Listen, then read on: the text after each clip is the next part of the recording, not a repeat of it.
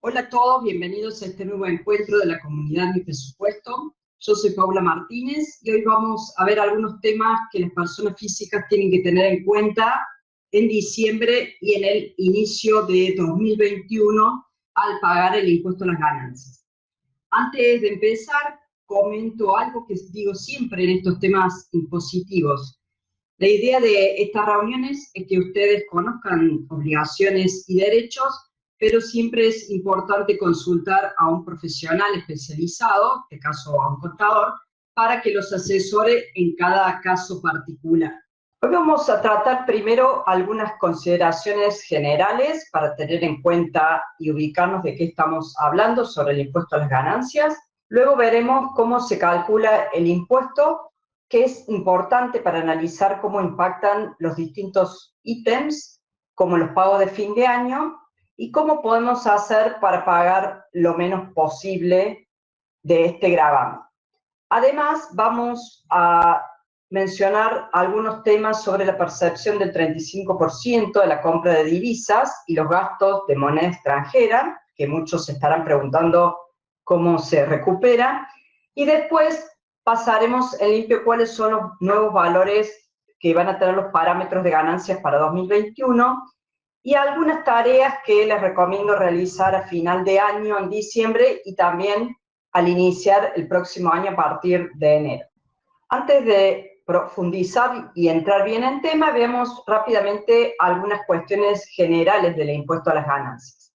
Este es un tributo nacional que cobra la AFIP, como la mayoría sabrá, y aquí nos vamos a referir exclusivamente a las rentas de cuarta categoría. Ganancias tiene muchos tipos de renta que abarcan incluso a sociedades y a otro tipo de personas que no son las personas físicas. En este caso, las rentas de cuarta categoría son los ingresos originados en el trabajo personal de empleados en relación de dependencia, de jubilados o de autónomos. Cabe aclarar un tema importante, que este es un impuesto anual y el ejercicio fiscal que se toma es el año calendario, es decir, desde enero hasta diciembre. Por eso todos los valores que van a ver en las normativas son números anuales.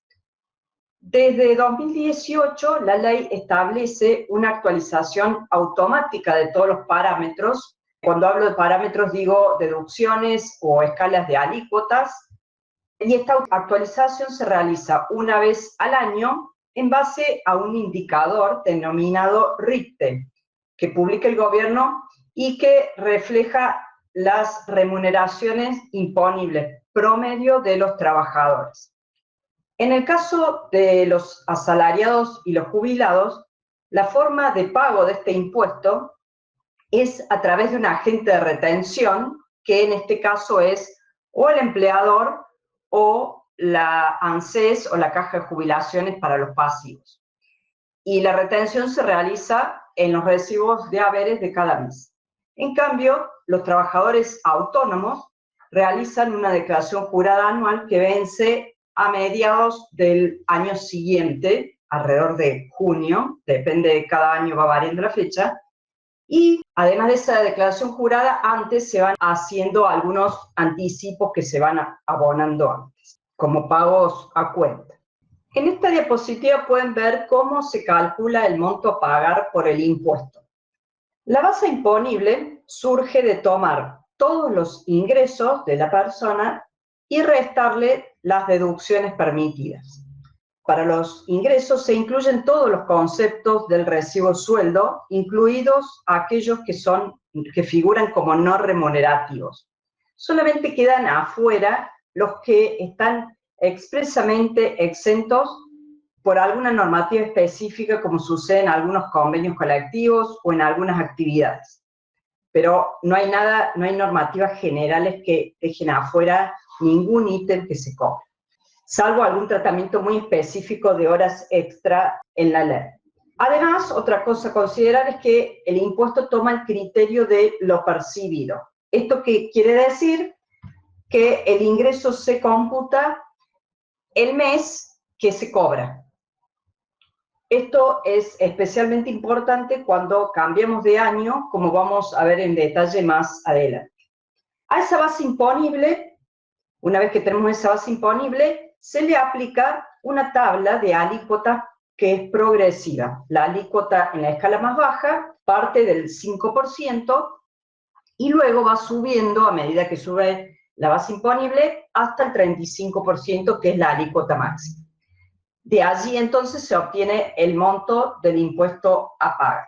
Aquí pueden ver ese cálculo de una forma más esquemática para el caso de los trabajadores en relación de dependencia, como un paso a paso. Se parte entonces del sueldo bruto, a ese sueldo bruto se le resta el aporte jubilatorio, la obra social, que ambos aportes en general, salvo casos específicos, suman al 17%, y también se le resta la cuota sindical. Esto lo realiza en forma automática el empleador sin que el trabajador tenga que hacer nada. Y así, de ese sueldo bruto menos estos importes que se restan, se llega al sueldo neto. A ese monto de sueldo neto se le van a restar las deducciones que el trabajador o el jubilado informa vía CIRADI. Y allí lo que vamos a obtener es la ganancia neta sujeta a impuesto. Es decir, esta es la base imponible. A esta base imponible se le aplica la alícuota según la escala y ahí se obtiene el monto del impuesto a pagar. Como habrán podido observar por la fórmula de cálculo, la forma de pagar lo menos posible del impuesto con un mismo nivel de ingreso es tratar de tener la mayor cantidad o el mayor monto de deducciones posible. En el caso de los empleados y los jubilados, estas deducciones hay que informarlas a través de la herramienta CIRADIC Trabajador, a la cual se accede con la clave fiscal de AFIP. En cambio, en el caso de los autónomos, las deducciones se incluyen en la declaración jurada anual.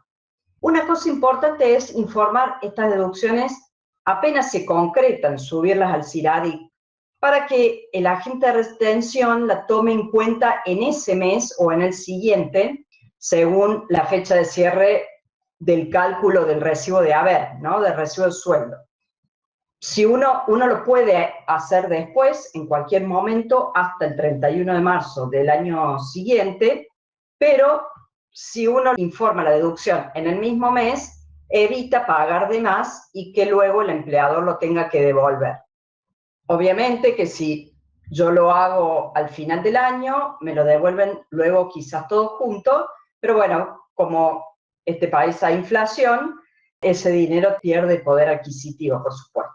Tengan en cuenta, sí lo remarco, que para el año fiscal la fecha máxima para informar y cargar todas las deducciones y todos los datos en el CIRADIC es, según la normativa, el 31 de marzo del año siguiente.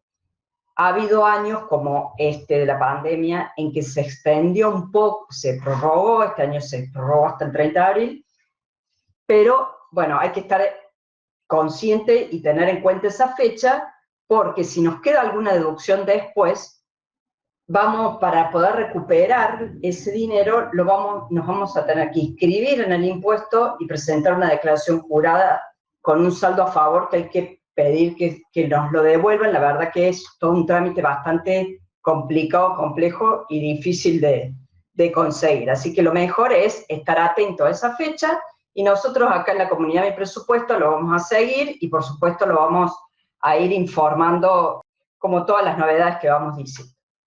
Las deducciones que se pueden computar son varias. Las más conocidas son las cargas de familia, como cónyuge e hijos menores de 18 años, pero también se puede deducir servicio doméstico, alquiler de vivienda única, seguros, cuotas de medicina prepaga, equipamiento para uso laboral, intereses de créditos hipotecarios, aportes jubilatorios que no sean obligatorios, gasto de movilidad en el caso de los viajantes y algunas otras deducciones especiales. En un encuentro anterior de la comunidad vimos en detalle cada una de estas deducciones, cómo cargarlas en el CIRADIC, y abajo les voy a dejar el link al video de ese encuentro para que lo puedan ver más en detalle. También les voy a dejar un tutorial para ver cómo se hace el tema del CIRADI, cómo se carga. Y quería puntualizar acá una cuestión sobre los gastos del teletrabajo o el home office que mucha gente está consultando, porque, por supuesto, este año se volvió más relevante este ítem que antes no lo teníamos. Aclaro lo siguiente, lo que la normativa de AFIP permite es deducir gastos de indumentaria y equipamiento para uso exclusivo en el lugar de trabajo. Pero no se puede deducir cualquier gasto, sino que debe cumplir como requisito que deben ser gastos que tiene que proveer el empleador, y no lo hace obviamente, y el trabajador no recibe un reintegro, ¿sí? Entonces, solamente se pueden deducir gastos de indumentaria y equipamiento para uso exclusivo que debería proveer el empleador, pero que paga el trabajador sin un reintegro. Han preguntado también sobre gastos que no son de equipamiento, como por ejemplo gastos de internet o celular, etc. Y aquí, en realidad, no lo dice la normativa, quizás sí hacemos una interpretación media amplia de esa norma, sí se lo podría incorporar en las deducciones, pero aún no sabemos si la AFIP lo va a permitir o no computar. Así que es un interrogante, se pueden tener en cuenta, se pueden subir y hay que ver si la AFIP lo acepta. Y otro tema que quería comentar también para pagar lo menos posible el impuesto es tener en cuenta los pagos a cuenta que nosotros realizamos. Hay una diferencia, si bien los pagos a cuenta y las deducciones se informan vía CIRADIC con la misma herramienta, no es lo mismo, son dos cosas distintas. Las deducciones, como les conté más arriba cuando mostré cómo se calcula, se deducen del ingreso para llegar a la base imponible. En cambio, el pago a cuenta es un impuesto que yo pagué por anticipado. Entonces yo lo tengo que restar del monto final del impuesto a pagar. ¿Cuáles son ejemplos de pagos a cuentas? Los más comunes, el impuesto sobre los débitos y créditos, el impuesto al cheque, y esta nueva percepción para la compra de moneda extranjera que luego vamos a ver más en detalle. Todos los pagos a cuentas se computan recién en la liquidación final del impuesto que hace el empleador a partir del mes de abril, cuando pasa este periodo del 31 de marzo que les dije que hay de plazo para informar todo en el CIRADI. A partir de abril, el empleador tiene que hacer la liquidación final del año y ahí recién va a computar todos estos pagos a cuenta. Veamos ahora cómo impactan en el impuesto los distintos pagos que se realizan al finalizar el año. En el caso del aguinaldo, ya hace un par de años que se corrigió ese salto que se daba en junio y en diciembre cuando se cobraba, porque lo que se estableció es que se vaya reteniendo el impuesto en forma proporcional a lo largo del año como una suerte de pago cuenta, y en los meses en que se cobra efectivamente se hacen los ajustes que corresponden. Entonces, no se da ese salto que se daba antes. Otro caso común a fin de año son todos los pagos extraordinarios, que pueden ser bonificaciones, gratificaciones o similares.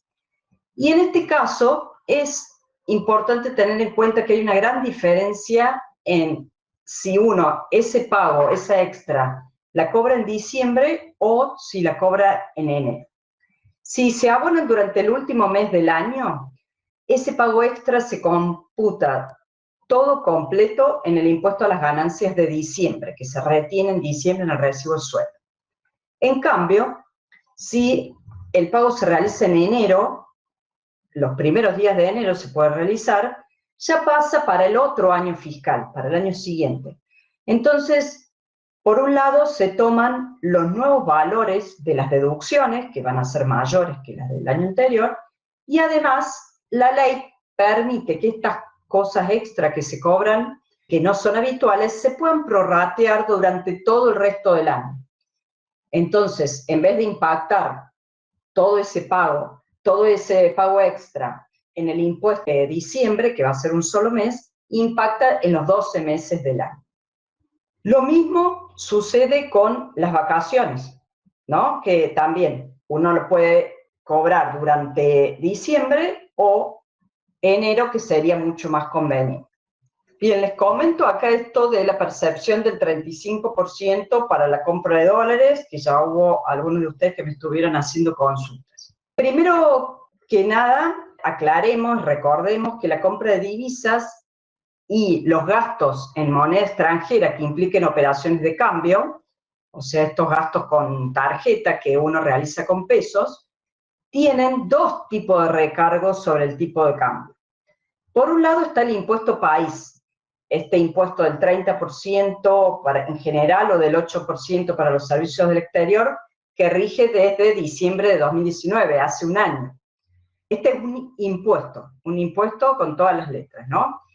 Pero en septiembre, si ustedes recuerdan, se agregó una percepción del 35% a cuenta de otros impuestos. Este 35% es como si pagaran impuestos por anticipado y se pueden tomar a cuenta del impuesto a las ganancias o del impuesto sobre los bienes personales.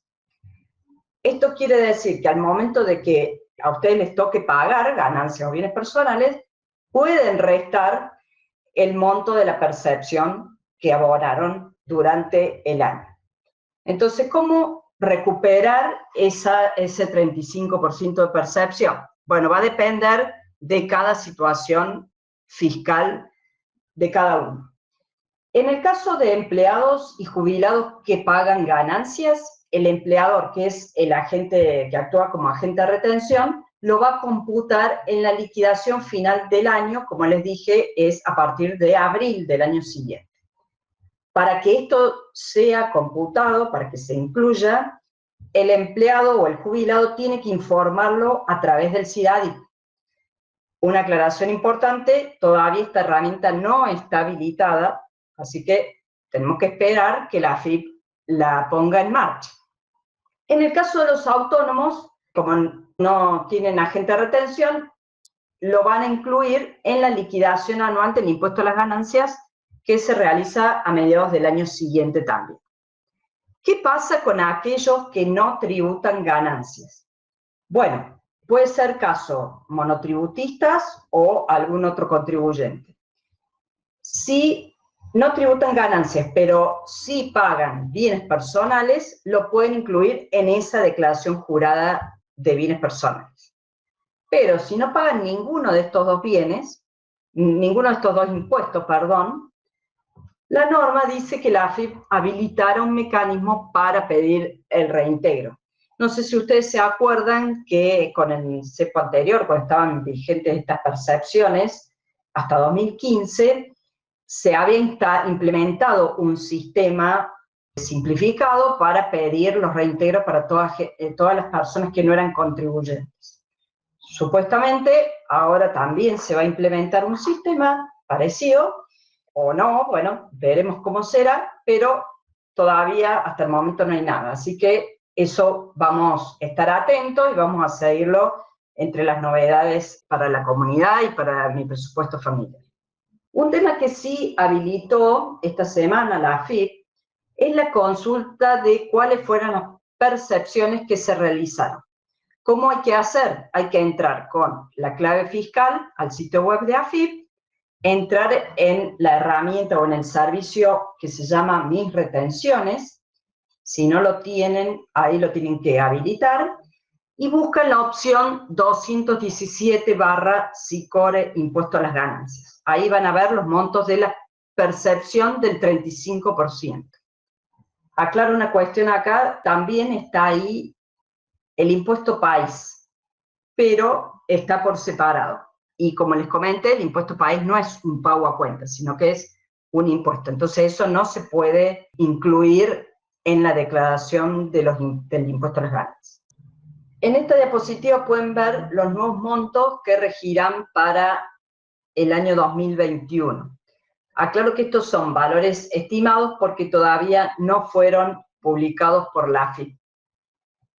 Les había comentado antes también que la ley establece un aumento automático según la variación interanual de las remuneraciones de los trabajadores hasta el mes de octubre. Este índice RIPTE que les dije ya se publicó y esa variación es del 35,38% y ese va a ser el incremento de los valores de 2021 respecto a los de 2020. Los valores que van a ver en el cuadro son montos anuales de todo 2021 y entre paréntesis están los números vigentes de 2020. ¿Qué datos ven ahí? Ganancia no imponible y cargas de familia para cónyuge y para hijo, y también otras deducciones que se llaman especiales para empleados, 4,8 veces la ganancia no imponible, la deducción para autónomos, el doble de la ganancia no imponible, y la deducción para nuevos profesionales o emprendedores, que es la ganancia no imponible nuevamente tomada por 2,5 veces, multiplicada por 2,5 veces. O sea, la ganancia no imponible en realidad lo que se usa es como parámetro para distintas otras cuestiones, ¿no? Y en el caso de la Patagonia, de los trabajadores jubilados que viven en la zona patagónica, todos estos valores se incrementan en un 22%. Además, los jubilados tienen una deducción especial que no es ni la ganancia no imponible ni la deducción de los empleados, sino que equivale a 6 veces el haber jubilatorio mínimo. Para enero, este valor es de 114.212 pesos, según el haber que está, haber mínimo que rige ahora, por mes. O sea que esto, para verla anual, habría que multiplicarlo por 12. Para acceder a esta deducción especial, los jubilados no tienen que tributar bienes personales y tampoco tienen que tener ingresos de otro tipo como monotributos o rentas de alquileres o de plazo fijo. Quería detenerme aquí en cómo se obtiene este mínimo no imponible que ustedes habrán escuchado hablar y que a mí no me gusta tanto este término, sino que me gusta decir que es el piso para empezar a tributar. Porque este mínimo no imponible no existe como tal en la normativa, sino que es un valor que surge de sumar varios ítems. Es una composición que surge de varios ítems que son esos montos que vieron en los cuadros anteriores y que ahora les voy a explicar cómo funciona. También han visto dos casos, ¿no? Siempre trabajador soltero y trabajador casado con 2 hijos. Acá el trabajador soltero yo le puse trabajador sin cargas de familia, porque en realidad no necesariamente están incluidos acá los solteros, porque no todos los casados pueden deducir o todos los que tienen hijos pueden deducir a sus hijos. Entonces, el trabajador que no tiene carga de familia y no tiene ninguna otra deducción, empieza a pagar este mínimo que surge. Primero, partimos de la ganancia mínima no imponible o la ganancia imponible, esos 167.678 pesos que vemos en el cuadro, y le sumamos la deducción especial para empleados. Ahí vamos a obtener un monto de deducción anual que para 2021 va a ser de 972.534 aproximadamente. Veremos si estos son los números finales cuando AFIP los publique. Y para ver, esa es la deducción anual, para ver el sueldo mensual a partir del cual vamos a comenzar a pagar, ese monto lo dividimos por 13 para computar el aguinaldo. Entonces, el piso para tributar son 74.810 pesos de salario neto promedio para todo 2021. En 2020, ese sueldo promedio fue de 55.261 pesos. En el caso de lo que también escuchan, trabajador casado con 2 hijos, acá aclaro que no todos los casados pueden deducir a su cónyuge y tampoco pueden deducir a todos los hijos, lo repito. En primer lugar, el cónyuge y los hijos no tienen que tener ingresos superiores a esos 167.678 de la ganancia no imponible. Y además, en el caso de los hijos, perdón, esos 167.700 pesos al año es bastante poco por mes, ¿no? No llega a los 15.000 pesos mensuales de ingreso. En el caso de los hijos, tienen que ser menores de 18 años. Se deduce hasta el mes que cumplieron los 18 años. Y además no tienen que cobrar, sus padres, la persona que lo va a deducir, no tiene que cobrar asignaciones familiares. Otra restricción es que solo los puede deducir en su totalidad uno de los padres, o bien, si lo deducen ambos, es 50% cada uno del monto que vimos en el cuadro anterior. Si los familiares no cumplen esos requisitos, no se pueden deducir y entonces es como si fueran trabajadores solteros, ¿cierto?